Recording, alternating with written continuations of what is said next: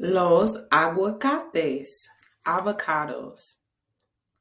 Esperanza's breath made smoky vapors in front of her face as she waited for the truck to take her to the grapevines. She shifted from foot to foot and clapped her gloved hands together and wondered what was so new about the new year. It already seemed old with the same routines. She worked during the week. She helped Hortensia cook dinner in the late afternoons. In the evening, she helped Josefina and the babies with Isabel with her homework. She went to see Mama on Saturdays and Sundays. She huddled in the fear near the smudge pot to keep warm and mentally counted the money she would need to bring Abuelita here. Every other week, with the small amount she saved, she brought a money order from the market and put it in her valise. She figured that if she kept working until Peaches, she would have enough for Abuelita's travels. Her problem would be how to reach Abuelita. The men went down the rows first, pruning the thick grapevines and leaving a few long branches or canes on each trunk. She followed along with the others and tied the canes on the taut wire that was stretched post to post. She ached from the cold and had to keep moving all day long to stay warm. That night, she soaked her hands in warm water. She realized that she no longer recognized them as her own. Cut and scarred, swollen and stiff, they looked like hands of a very old man. Are you sure this will work? Said Esperanza. She watched Hortensia cut a ripe avocado in half. Of course, said Hortensia, removing the big pit and leaving a hole in the heart of the fruit. She scooped out the pulp, mashed it into a plate, and added some glycerin. You have seen me make this for your mother many times. We are lucky to have avocados this time of year. Some friends of Josefina brought them from Los Angeles. Hortensia rubbed the avocado mixture into Esperanza's hands. You must keep it on for 20 minutes so your hands will soak up the oils. Esperanza looked at her hands in the greasy green lotion and remembered when Mama used to sit like this after a long day of gardening or after horseback rides with Papa through the dry mesquite grasslands. When she was a little girl, she had laughed at Mama's hands covered in what looked like guacamole. But she had loved for her to rinse them because afterwards, Esperanza would take Mama's hands and put the palms on her own face so she could feel the suppleness and the breath and the fresh smell. Esperanza was surprised at the simple things she missed about Mama.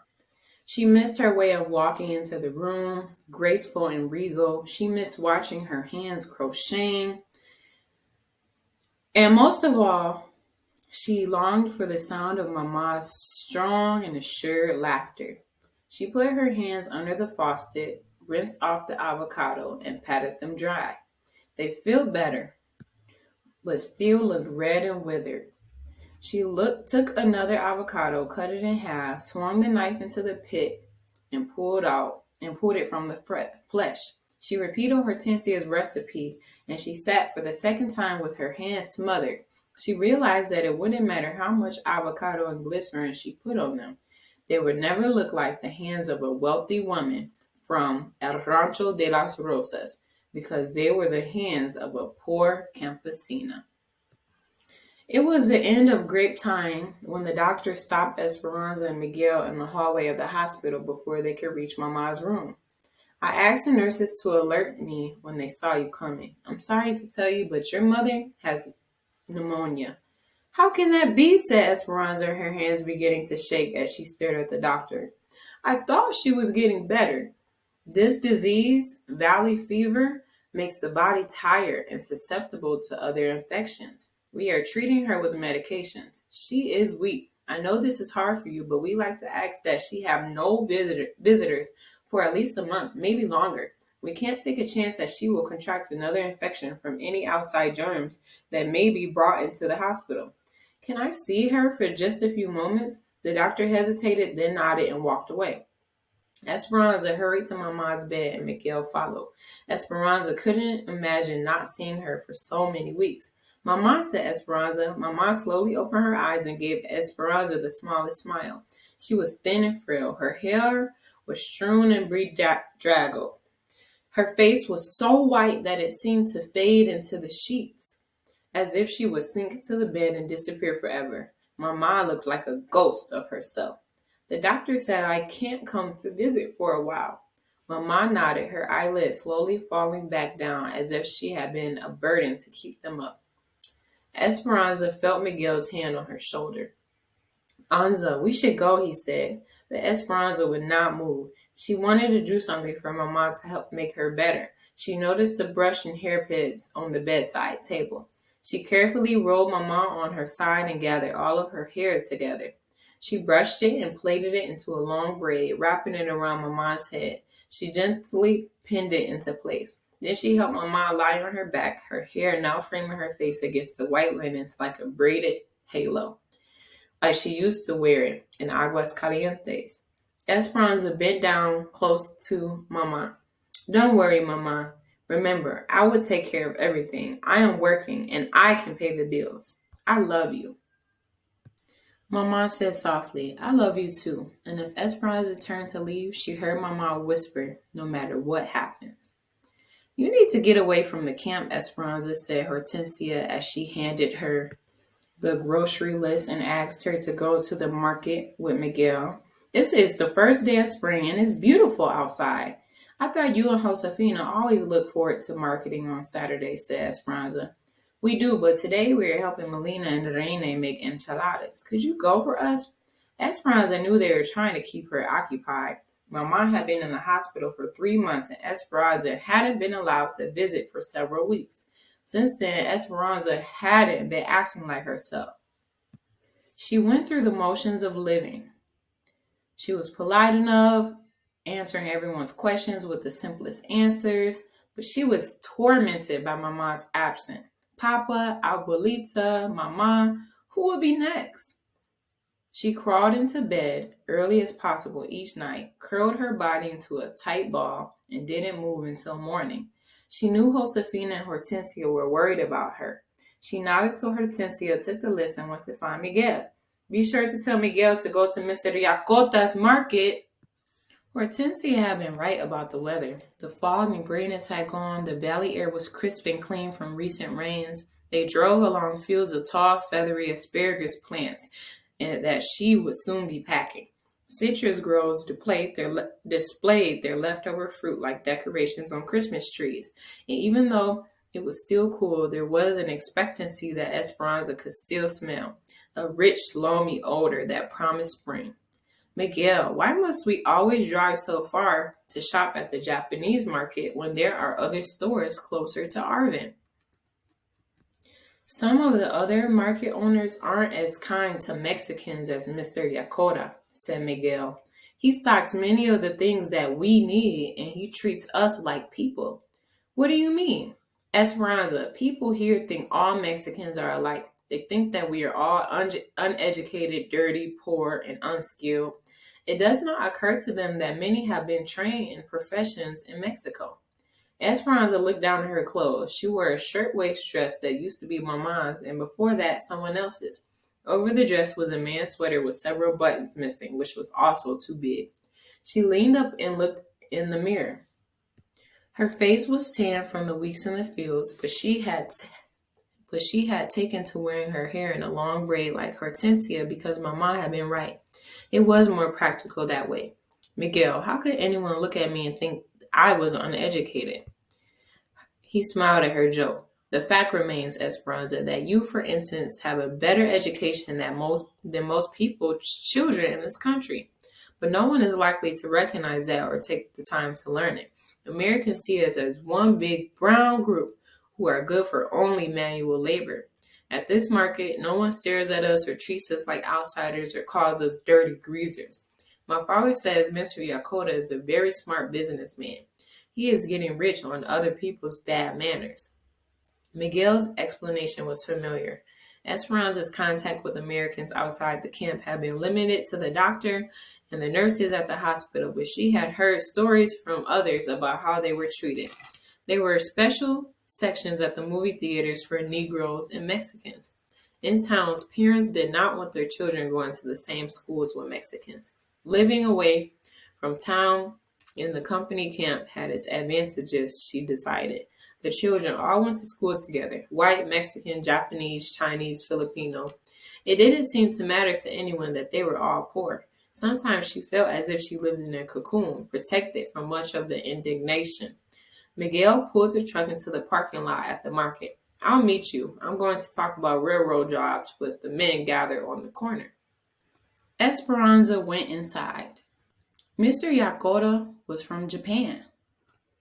He was from Tokyo, Japan. The store had all sorts of Japanese cooking ingredients like seaweed and ginger and a fresh fish counter with fish that still had their heads. But there were Mexican products too, like masa de harina for tamales, chilies for salsa, and big bags of dry beans for frijoles. There was even cow's intestines in the meat case for menudo, and other specialties like chorizo and pig's feet. Esperanza's favorite part of the store was the ceiling that was crowded with a peculiar combination of Japanese paper lanterns and piñatas shaped like stars and donkeys. There was a small tissue donkey that Esperanza had not noticed before. It was like the one Mama had bought her a few years ago. Esperanza had thought it was so cute that she had refused to break it, even though it had been filled with sweets. Instead, she had it hung in her room above her bed. A clerk walked by, and impulsively she pointed to the miniature piñata. Por favor, she said, please. She bought the other things she needed, including another money order. There was one more benefit of Mr. Yakota's market. She could buy money orders there. Another money order? What do you do with them all? Asked Miguel. I save them in my valise. There are such small amounts, but together they're enough to bring Abuelita here someday. And the piñata is not anyone's birthday. I bought it for Mama. I'm going to ask the nurses to put it near her bed, so she'll know that I'm thinking of her. We can stop by the hospital on the way back. Will you cut a hole in the top for me so I can put the caramels inside? The nurses can eat them. He took out his pocket knife and made an opening in the piñata. While Miguel drove, Esperanza began feeding in the caramels. Not far down the main road, they approached an almond grove, the tree flushed with gray-green leaves and white blossoms. Esperanza noticed a girl and a woman walking hand in hand, each with a grocery bag in her other arm. She couldn't help but think what a nice scene it made, with the two women framed against so many spring blossoms. Esperanza recognized one of them. I think that is Marta. Miguel stopped the truck, then slowly backed up. We should give her a ride. Esperanza reluctantly nodded, remembering the last time they'd given her a lift. But she opened the door. Esperanza and Miguel. Que buena suerte. What good luck, said Marta. This is my mother, Ada. Thanks for the ride. Marta's mother had the same short, curly black hair, but hers was sprinkled with gray. Miguel got out and put all the groceries in the truck bed so they could sit in the front. Ada said, I heard about your mother, and I've been praying for her. Esperanza was surprised and touched. Thank you, I'm grateful. Are you coming to our camp? Asked Miguel. No, said Martha. As you probably know, I'm not welcome there. We're going a mile up the road to the strikers' farm. We were tossed out of the migrant workers' camp and were told either to go back to work or leave. So we left. We aren't going to work under those disgusting conditions for those pitiful wages. Ada was very quiet and nodded when Martha talked about the strike. Esperanza felt a twinge of envy when she noticed that Marta never let go of her mother's hand. There are hundreds of us together at this farm, with thousands around the country, and more people join our cause every day. You are new here, but in time you'll understand what we're trying to change. Turn left, she said, pointing at a dirt road rutted with tire marks. Miguel turned down the path bordered in cotton fields. Finally, they reached several acres of land surrounded by chain-link fencing and barbed wire, a single opening guarded by several men wearing armbands. Aquí, right here, said Ada. What are the guards for? Asked Esperanza.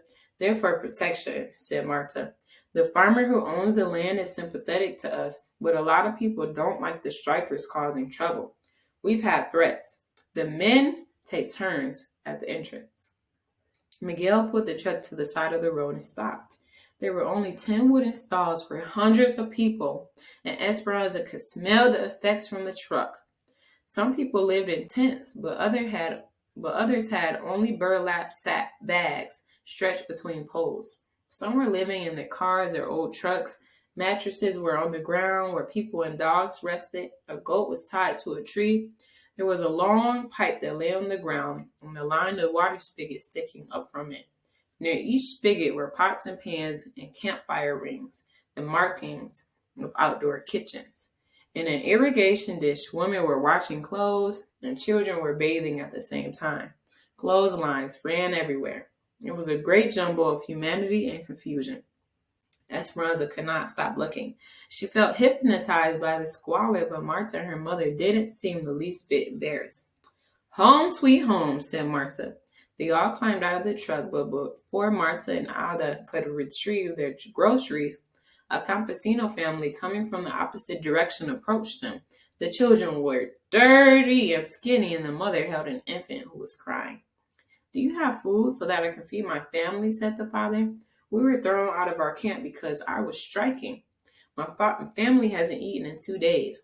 There are too many people coming into the valley each day who will work for pennies. Yesterday I worked all day and made less than 50 cents, and I cannot buy food for one day with that. I was hoping that here, with others who have been through the same. You are welcome here, said Ada. Esperanza reached into the truck bed and opened the large bag of beans. Hand me your hat, senor. The man handed over his large sun hat, and she filled it with the dried beans, then gave it back to him. Gracias, gracias, he said. Esperanza looked at the other two children. Their eyes watered and vacant. She lifted the pinata and held it out to them. They said nothing, but hurried toward her, took it, and ran back to their family. Marta looked at her. Are you sure you aren't already on our side? Esperanza shook her head. They were hungry, that's all. Even if I believed in what you were doing, I must take care of my mother. Ada put her hand on Esperanza's arm and smiled. We all do what we have to do. Your mother would be so proud of you. Miguel handed them their bags, and they walked towards the farmer's field. Before they reached the gate, Marta suddenly turned and said, I shouldn't be telling you this, but the strikers are more organized than they appear. In a few weeks during asparagus, things are going to happen all over the country. We're going to shut down everything. The fields, the sheds, the railroad. If you have not joined us by then, be very careful. Then she hurried to catch up with her mother. As Miguel and Esperanza rode back to Arvid, neither one of them said a word for many miles. Marta's threat and the guilt of having a job weighed heavily on Esperanza's mind. Do you think they are right, she asked. I don't know, said Miguel. What the man said is true. I have heard that there will be 10 times the people here looking for jobs in the next few months, from Oklahoma, Arkansas, Texas, and other places too. And that they are poor people like us who need to feed their families too. If so many come and are willing to work for pennies, what will happen to us? But until then, with so many joining the strike, I might be able to find a job at the railroad. Esperanza's mind wrestled with Miguel's words. For him, the strike was an opportunity to work at a job he loved and to make it in this country. But for her, it was a threat to her finances, Abuelita's arrival, and Mama's recuperation. Then there was the matter of her own safety. She thought of Mama and Abuelita, and she knew there was only one thing for her to do. Esperanza studied her hands a few nights later as she walked toward the cabin and hoped Hortensia had a few more avocados. It was later than usual. She had been weeding asparagus in the car field, so she had been on the last truck. When she arrived at the cavern, everyone was crowded around the small table. There were fresh tortillas on a plate, and Hortensia was stirring a pan of machaca, scrambled eggs with shredded meat, onions, and peppers. It was Miguel's favorite, but they usually ate it for breakfast. What is the occasion? Asked Esperanza. I got a job in the machine shop at the railroad. Oh, Miguel, that's good news. So many railroad workers have joined the strikers. I knew it might be temporary, but if I do a good job, maybe they will keep me. That is right, said Alfonso. You do good work. They will see it. They will keep you. Esperanza sat down and listened to Miguel tell the others about the job, but she wasn't hearing his words. She was seeing his